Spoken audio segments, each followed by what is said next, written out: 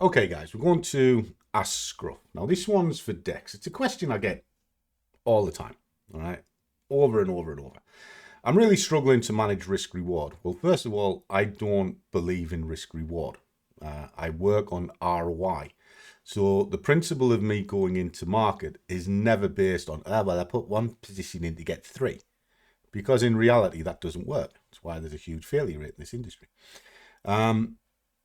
So I will be talking in terms of ROI. Usually when the initial position triggers, it hits the target, but since the position is broken into 5 profits, the profits are generally lower. They're not. It's one of those situations where you're missing the concept, and I'll get into that. And when madness triggers, it hits the stop loss. It's on very high side comparison of profits. Stop loss is logically based on a box of pain, and a lot of the times when madness triggers, hourly changes its sentiment, hence it gets risky to hold. And even if 2 or 3 positions are triggered, right, okay. There's quite a bit to unpack there. First of all, most of the time when I'm having these questions, they're basing it on a single trade, not over a period of 100 trades. Now, if you're nailing it on the head, probably more than 70 times in 100. So 70 times, you press the button, it goes to your target, it never looks back. You don't need to put extra positions in, right? But your stop should be based on a logical point, whether you're going 100% to market or whether you're going to break the position. The stop is in the same place, or at least it should be, okay? Now, one of the issues that you have with sort of going 1 to 3s and all of this, it sounds great, but the markets are designed in such a way that if you can see a trade, the bigger boys can see a trade, and they will take that stop out, right? Simply because they need to induce trades. So when you talk about tight stops, the chances of timing the markets are pretty slim. Now, if you can do it, more power to you. So if you can imagine that your stops are in the same place, if you go 100% or whether you go into broken positions, your risk, if that's what you want to call it, actually reduces as you break the positions up. So you're not losing money, you're actually gaining money.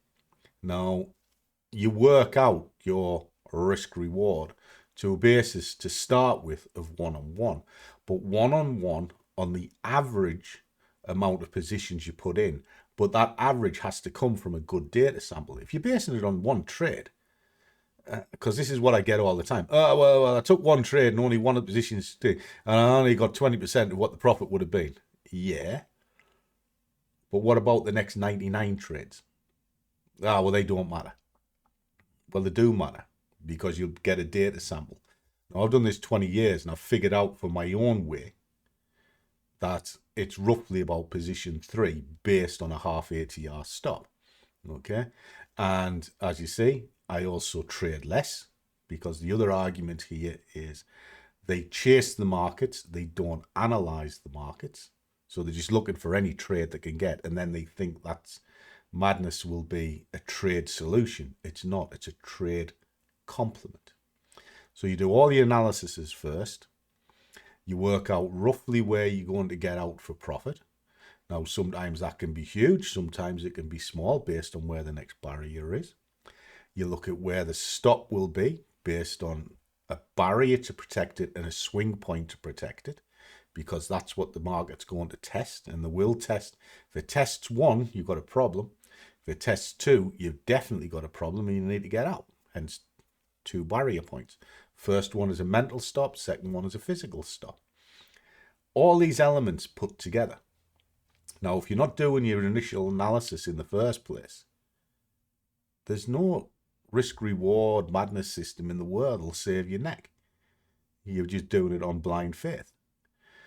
So you trade, whether you're going at 100% to market or a broken position, should be identical.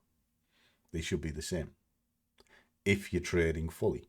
I don't like to sit in drawdown, so I break my positions up. And what happens is those broken positions actually end up paying me more. Because if you think about it, if I've got an entry point here and a stop here and I'm 100%, that costs a fortune. If I've got an entry point here and an exit point there, but then I break it up, it naturally reduces the exposure. But if it's naturally reducing the exposure that way, that means if the exit is up here, well, the position that's there has got to go all the way up to there to break even, and then up to there, it actually pays you a hell of a lot more. So it's all based on your initial analysis in the first place. And it's up to you. You either use it or you don't use it.